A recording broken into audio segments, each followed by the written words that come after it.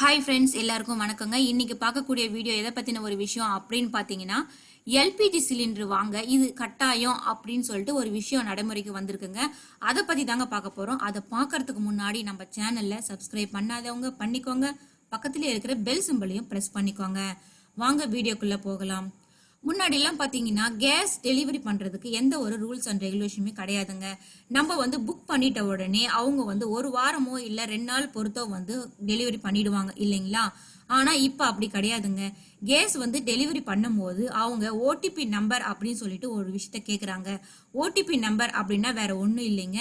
நம்ம gas book பண்ணும் போதே ஒரு மெசேஜ் வரும். ஓகேங்களா, நம்ம புக் பண்ணிருக்கோம் அப்படின்றதுக்காக ஒரு மெசேஜ் வரும்.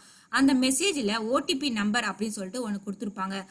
அந்த ஓடிபி நம்பரை நம்ம சொன்னாதான் நம்மளுக்கு கேஸ் டெலிவரி பண்றாங்க. அதுவும் பாத்தீங்கன்னா கட்டாயம் அப்படின்னு சொல்லிட்டாங்க.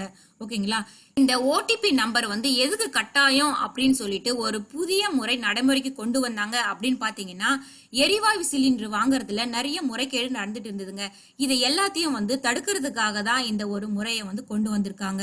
இந்த ஒரு வீடியோ உங்களுக்கு பிடிச்சிருந்துச்சுன்னா சப்ஸ்கிரைப் பண்ணுங்க, ஷேர் பண்ணுங்க, லைக் பண்ணுங்க. அடுத்த ஒரு நல்ல விஷயத்தோட உங்களை சந்திக்கிறேன். நன்றி, வணக்கம்.